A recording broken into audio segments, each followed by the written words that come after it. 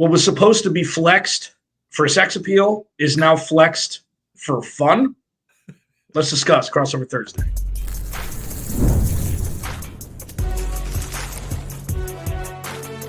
You are Locked On NFL Crossover, part of the Locked On Podcast Network.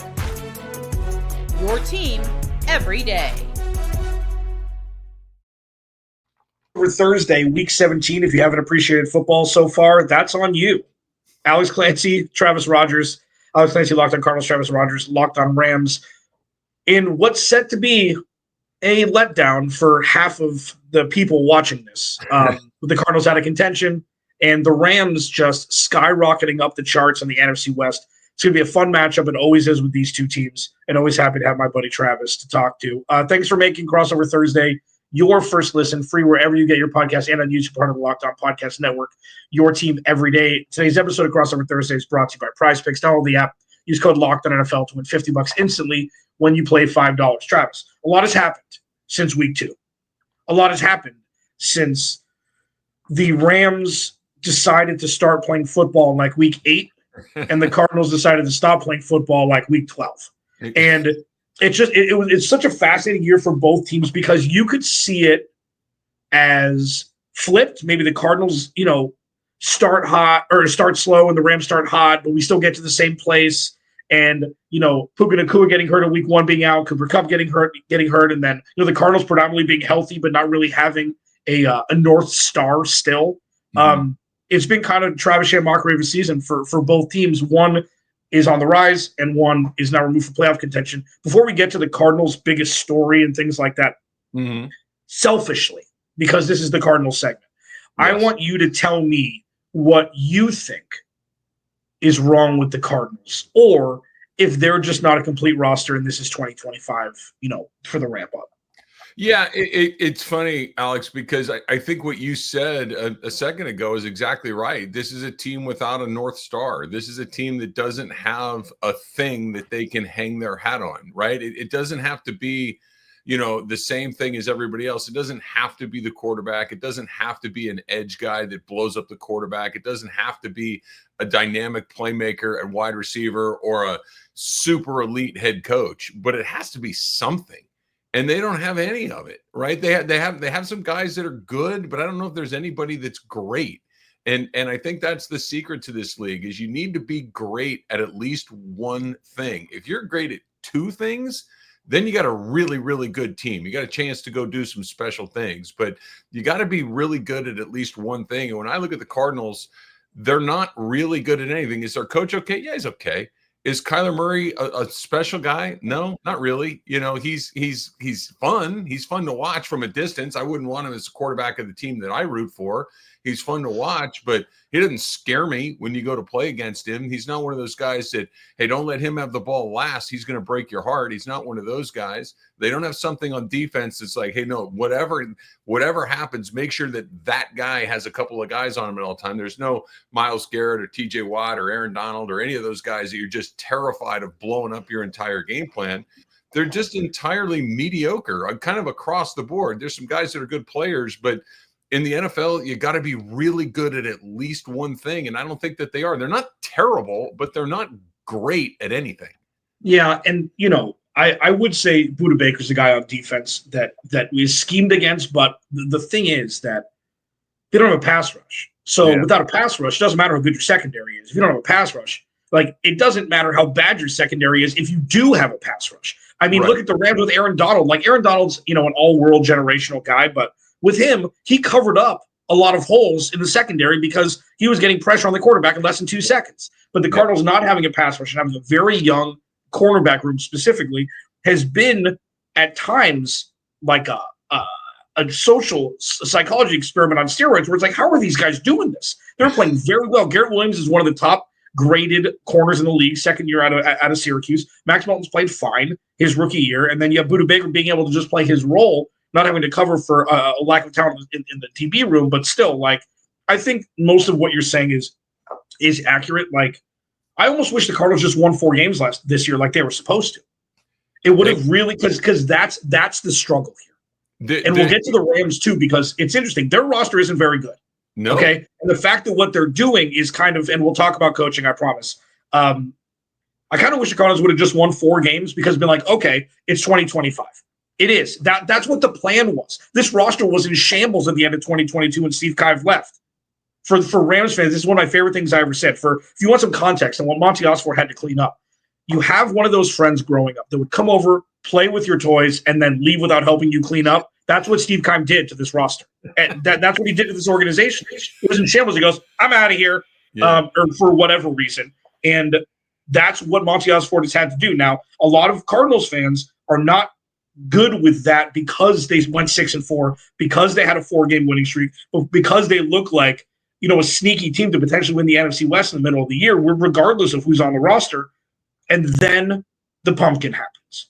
The Cardinals pumpkin, same time every year. And Kyler Murray's been the quarterback for the last 6 years of that. So that's the vitriol, and it's potent, man.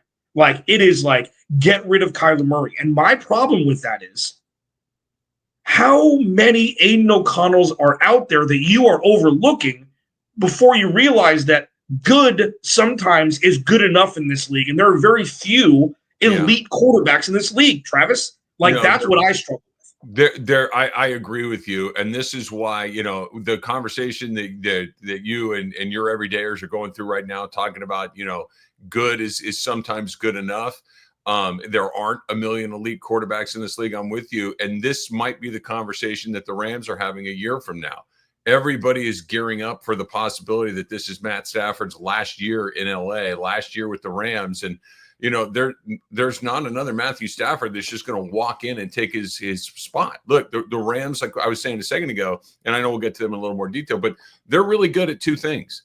They've got a really good coach and they've got a really good quarterback. That's a great starting point. Like, if those 2 things are good, like you said a second ago, Alex, the Rams roster is not loaded with a ton of talent, but they've got a coach that gets his guys ready to go, that competes. You've got a quarterback that can make some stuff happen. You got a playmaker here or there, a Puka Nacua, a Kyron Williams, and everything else is pretty good. But I'm with you when it comes to Kyler Murray. He's okay. He's probably in the top half, or he might be exactly at half. He's somewhere right in that spot. You might get worse before you get better, but you're kind of capped out with a guy like that too, unless everything else around him is absolutely terrific. Like, if you've got playmakers, if you got a coach, if you can scheme and all these things, and then you have Murray that's kind of the guy that's running it, sure. But when you're asking him to be special and he's not, good luck. Yeah, I mean, and there's just situations are so rooted in confirmation bias one way or the other. Well, look at Jared Goff. He's got everything around him. No, Jared Goff has elevated that roster, and he's brought stability after Matthew Stafford left. Like, it was like the movie Rockstar. I mean, I talk about it almost every time that we, for some reason or another, Matthew Stafford will be doing the same thing in Detroit that Jared Goff is doing, probably to a T. Okay, they're a little bit different. Matthew Stafford's maybe a little bit more special. Jared Goff does other things better than Matthew Stafford. He's more careful with the ball now than Matthew Stafford was when he was in Detroit. They've got every player is fringe Pro Bowl player at necessary spots in Detroit. So, anybody could do that. Or it's because Jared Goff is so stable that it allows everything to be unlocked and allows Dan Campbell to look like a genius because he lets guys just go play.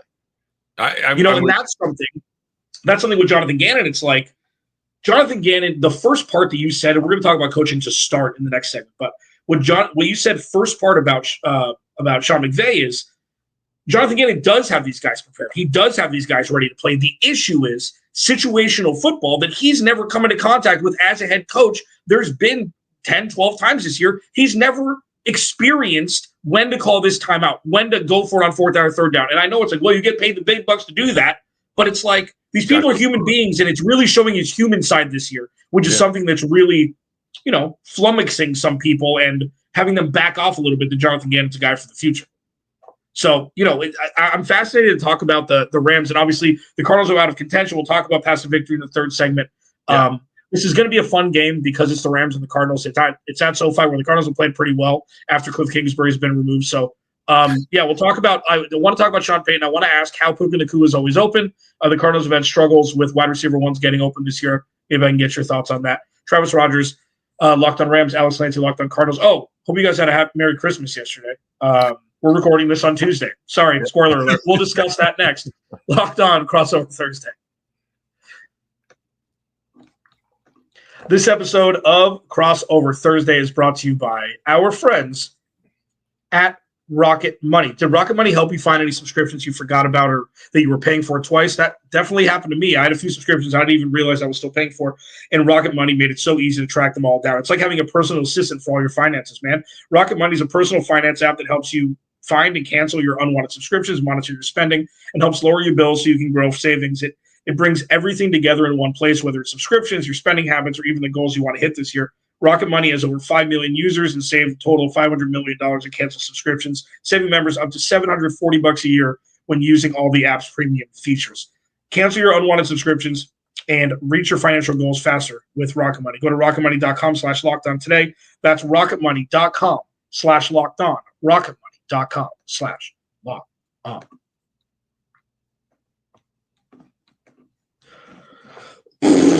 This sucks. I was really looking forward to this game mattering and the Cardinals losing in Carolina in the fashion that they did. This would have been the final boss for Kyler Murray. This would have been it. In a game that matters, on the road, Saturday night, everybody's watching. You go win a game, and then pretty much the playoffs are in your hands, and the division's in your hands. Not the case. Let's talk about a team that has won recently, the Rams. Talk to me about Sean McVey and what he does on game days specifically that allows an inferior roster more times than not score more points than their opponents. Yeah, well, I think it happens way before game day, to be honest. I think this is something, the Rams have an opportunity to do something this season that has never happened in the history of the league, and that's be 3 games under 500 in back-to-back seasons and make the playoffs both years. That's never happened before. They were 3-6 last year. They were 1-4 this year. And if they can get in and it's, they have the keys to the car in their hand, that's never happened before. That is, I think, much more about the culture that he's built, the environment that he's built, the ability to prepare guys, to put guys in a situation to succeed. But more than anything else, they don't roll, Alex. They just keep. I mean, there were a handful of different times last year, this year. I'm like, look, they got to get smart here, man. They got to, like you said a minute ago, they got to go down so they can go up. They got to have that 3 or 4 win season so you can get a high draft pick and turn that into a difference making player. And they don't. They just keep playing and they just keep playing and they just keep playing, and they eventually figure it out. And you see so many different teams around the league where the second it starts to get a little wobbly, guys get noisy, guys start chirping, guys start doing things, guys start making business decisions. The Rams really don't do that. So I think that's why they are where they are. And then you add in what you're talking about, the schematics on game day. He's really good at finding the matchup that is to his advantage. He's really good at finding the guy that day has the best matchup. That, it's Puka Nacua a lot of the time, but every once in a while it's like, hey, wait, did Tutu Atwell have 6 catches today? How in the world did that happen? Tutu Atwell hasn't had 6 catches in a month, and then Demarcus Robinson has back-to-back weeks where he has a pair of touchdowns. Demarcus Robinson hasn't caught a pass in 2 weeks. And now it's just, he's really good at finding that. Tyler Higbee comes back his first game of the season. He catches 1 pass, goes for a touchdown. He's just really good at finding that one matchup.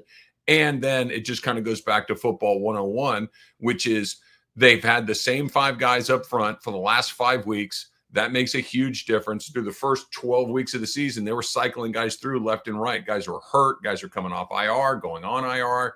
And Kyren Williams came back. Kyren Williams plus an offensive line that maybe isn't loaded with all pros, but it's the same 5 guys week after week after week. And those pieces start to move the way that you're expecting them to move. Kyren Williams is a good back. They run the football. They got a good quarterback, and they compete like crazy. They're not going to have a bunch of all pros on this team. They probably won't have any all pros on this team, but they're really competitive. They don't roll. And they make, and to your point about the situational football, they almost always get that right. They very, very rarely will do the things like, what are they doing right here? And when it does happen, you can see it on McVay's face. It's almost immediately he goes, and he'll go into those post-game press conferences, and you can see he knows, I missed that one. I should have done a different thing. And he's just on it, man. And the more I watch this league, the more I'm not so sure that isn't more important than literally everything else. You got to have a quarterback. You got to have an offense, blah, blah, blah, blah, blah. If your head coach is really, really good, you always have a chance. And he's really, really good. Yeah. I mean, people forget, like, the Jeff Fisher years, Les Snead was going to get fired. Oh, like, yeah. He should have been fired. Close. He was on Steve Keim watch. Yeah. Like, he should have been fired multiple times. He takes a chance on a 30-year-old head coach, and the rest is history. Like, it's the wild, however old he was, 32, however old he was. 30. Like, we saw Lane Kiffin. That didn't work with the Raiders. We saw a child get hired as a head coach. It was a bad idea. And then, the rest is history. And it's wild. You get rid of Jared Goff. It's like, I always thought that Jared Goff never got a shot. I never thought he was cool enough. But for Sean McVay, didn't give him the ropes. But, go ahead. Well, I think what they did, and I think Goff is a great example of this. I'm with you. I think Jared Goff's a good football player. I think he's a good quarterback. I mean, Rams fans kind of tend to. He took the Rams to the Super Bowl.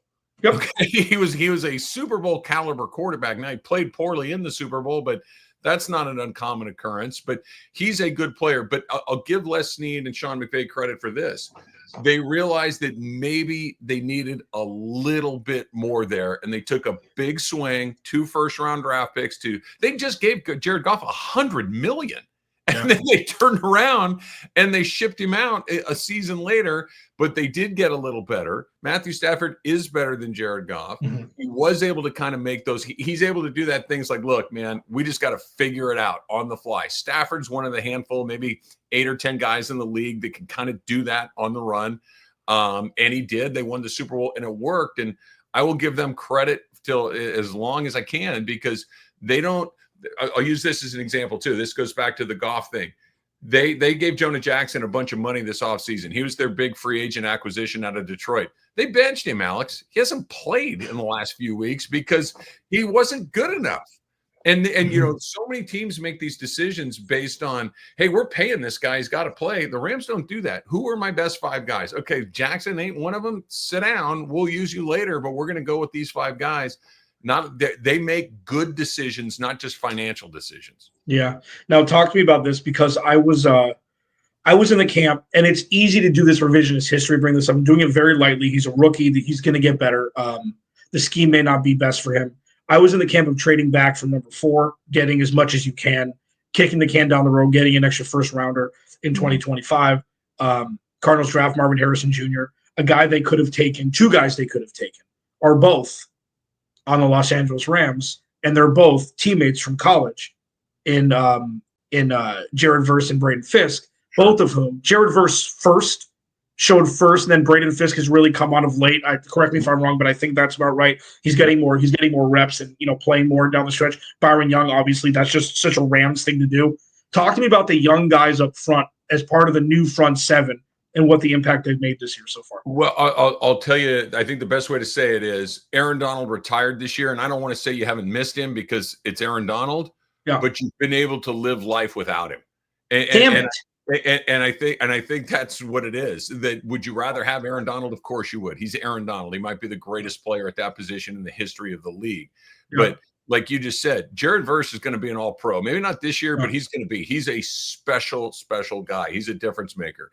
Braden Fisk is one of those guys, when you watch week in and week out, he's in on a million plays. He's strong. He had a play against the Jets last week where he took their center and just walked him back to the quarterback. It was just unbelievable how good he is. And then you mentioned you got Kobe Turner and Byron Young from a year ago. These are just second-year guys, and they feel like seasoned vets. This is another example of why the Rams, I think, are always going to kind of be in it, because they knew that Aaron Donald's clock was ticking pretty loud, that he was getting ready, because they loaded up at those positions over the last 2 drafts. And when he did decide that he had had enough, they were ready to live and fight another day. Those guys have been great. Now, they're rookies, and they still have games where they kind of go. Verse in particular, as great as he is, sometimes he has his head down. Sometimes he's not kind of seeing the whole picture. Murray torched him, as you know, in week 2, and got him to come around up the middle and spin around that back door. So hopefully he's gotten better at that over the last several months. But those are really good players. They sat where they were. The question has always been, did the Rams try to move up to get Brock Bowers early in the draft? And that kind of seemed where they were headed. And I'm not so sure if you said, hey, do you want Brock Bowers or Jared Verse? And keep in mind, Bowers has been terrific. Yeah, he's been great. I'm not so sure the Rams don't go, no, man, we're good. We'll keep our guy. I think that's how good Verse has been. Yeah, and just, circling it back, because there are more parallels than I thought between these two teams and the growth of the teams than I thought since we started recording this. Like, Monty Osborne's been great. Drafting, he's been great. And it's not just compared to Steve Keim's ineptitude. He's been great.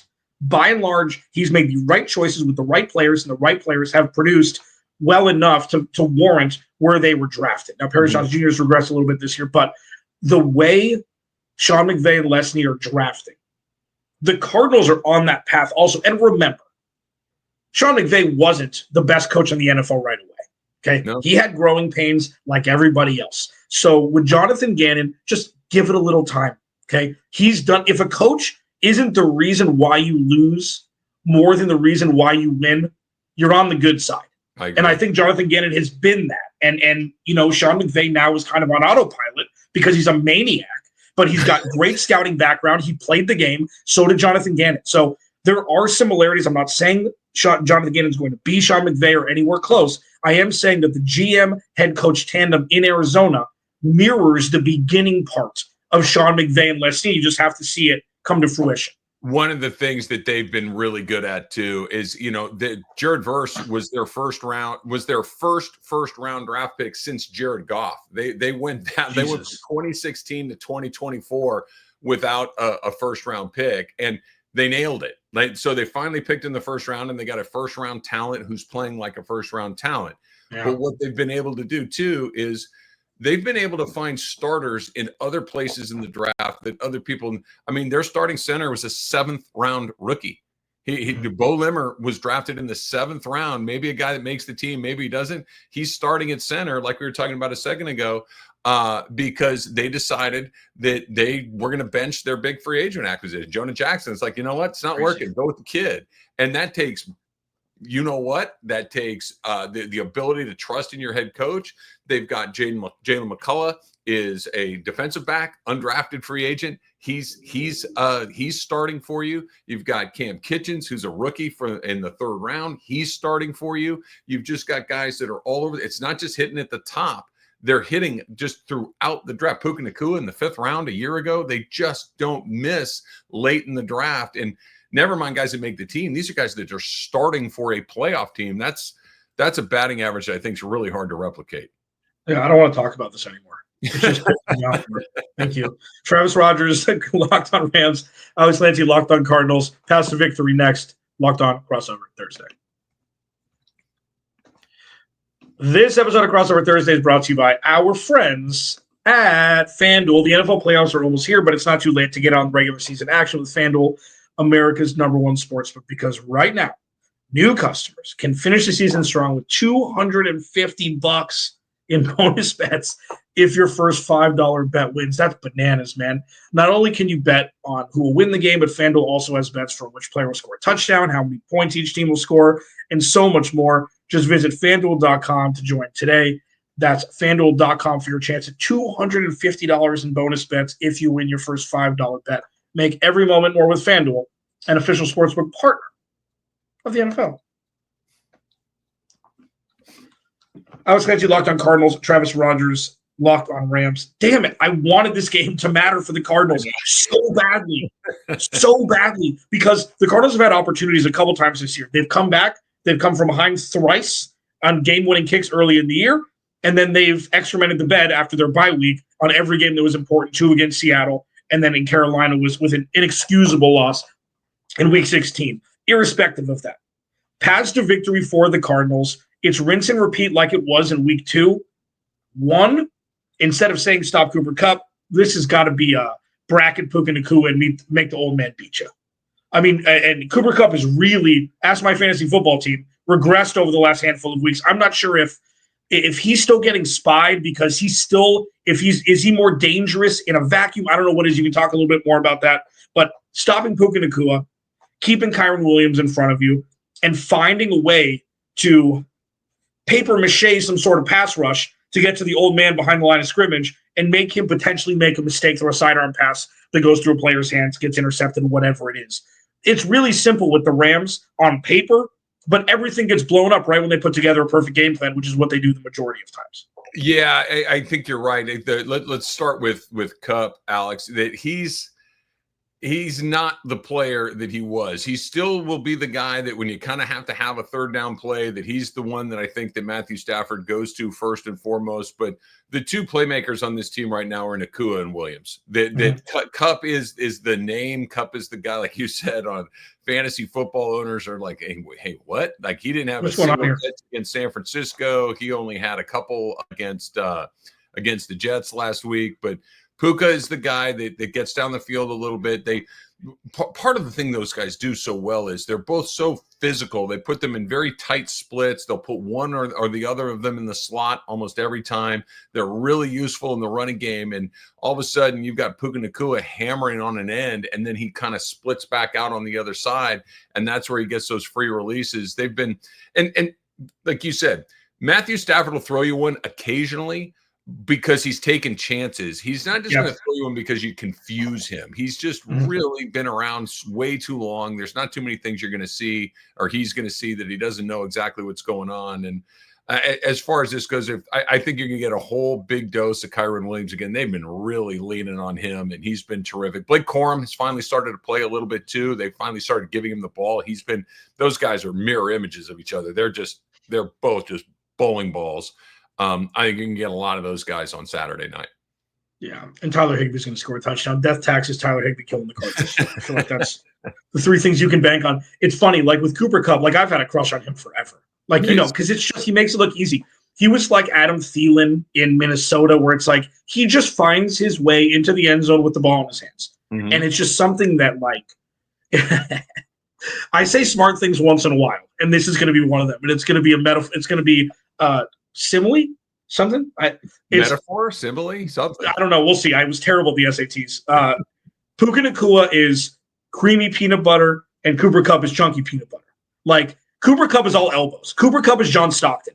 Cooper Kupp is like, I'm gonna beat you up along the way, but look good doing it. And Puka Nacua is like, I'm gonna use my flow here and run the hell right by you. Which is kind of like, I know that they're physical, but they do it in completely different ways, right? Well, they're a lot more similar than you might think. That Puka's got the flowing hair, but you put it to you this way, that as long as you have one of those guys, I think you're in a pretty good spot, because they can both do the same. You can put both of those guys in all three wide receiver positions and feel really good about it. When the Rams were really struggling earlier in the year, it's when both of them were gone, because Demarcus Robinson can only play Demarcus Robinson's spot. Tutu Atwell can only play Tutu Atwell's spot. Those other three guys can play all three of the spots. So it really gives you a lot of optionality. Puka's the headliner at the moment. He's he's got that, like you said, he's got the hair, he's got the personality, he's physical, he's fun, he'll chirp a little bit. Like he's a really fun football player to watch, but the way that he and Kupp go about it are actually pretty similar. Okay. Yeah. And one thing that's going to happen, path to victory, this is Cardinals fans. You ready? 3, 2, well, you ready to say, of course? 3, this is when Trey McBride scores a touchdown when the season's over. Oh, of course. Yeah. All of the everydayers have said that at the same time. This is when Trey McBride's going to have 3 touchdowns in a game, when it doesn't matter anymore. But I will say, like, all negativity aside, after the Cardinals have been bounced, Trey McBride's been fantastic. Okay. Trey McBride is always open. Finally, the Cardinals have somebody who is always open since Larry Fitzgerald's been gone. And the Rams haven't had that issue. Cooper Kupp's always open. And now Puka Nacua is always open. They find ways. It's scheme. It's feel with the quarterback. Whatever it is, they're always open. And it's Devontae Adams, always open. And the Cardinals haven't had a guy like that. And Trey McBride now is always open. He's just great at getting in space. He can run over anybody. Him and Kyler were on the same page. Unfortunately, it didn't really manifest into anything when it was needed a couple days ago. But getting Trey McBride involved is how the Cardinals win games. We'll see if James Conner plays. We won't know until later in the week. Yeah. Jonathan Gannon said, if he's healthy, he's playing. He's not sitting Kyler. Like, you got to put the best product out there. It's an unwritten rule in football. Sure. You got to play your guys. So I will tell you this: regardless if the Cardinals are in playoff contention or not, they're going to try and rip the hearts out of Rams fans. Yeah. But it's not to play spoiler, which is a loser mentality in mind. Blaming the refs, let's play spoiler, loser mentality. Go rip the hearts out because it means something in the NFC West, and you need to leave some sort of lasting impression that you will be a team to be reckoned with come 2025. Yeah, no, I'm with you. I do not think that this is an easy game for the Rams. And this, look, everybody's playing for a job every single Sunday, right? The NFL is ruthless.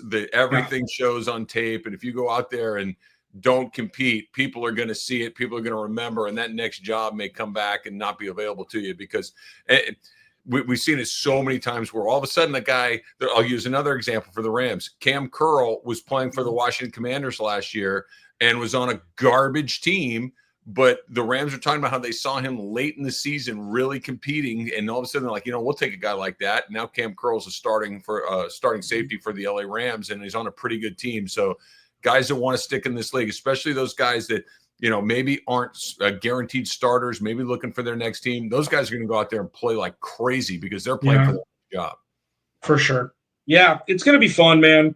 It's going to show a lot about the intestinal fortitude and maturity of the Cardinals team, which, listen, I tell people, and like, maybe you can we'll give a moment of zen. What show was that? A moment of zen? I can't remember. It wasn't Craig Kilborn. Was it Jon Stewart? Daily Show, yeah. So here's your moment of zen. If you're too young for that, Merry Christmas, but I don't care. So with coaching and how you approach the game, and how every team is on their own journey. You can't compare the Cardinals to the Ravens or the Cardinals to the Steelers, who have a history of stability and winning. You can take little incremental wins with you as takeaways from the season without it being a green ribbon, like participation trophy. Yeah. So that's a big thing for the Cardinals for the last 2 weeks of the year. They haven't always been the most mature organization. And if the Cardinals can go in, play a tight game, and play really hard, it's not a participation trophy. It's something that's like, you know what? Respect the damn game like they have been. Jonathan Gannon's been great. Do it again. Doesn't matter if you're not going to make the playoffs. Just show up, play a tough game, hopefully come out with a win. We're not looking for a higher draft pick here. No, how important is that? I mean, the Rams have been through it too.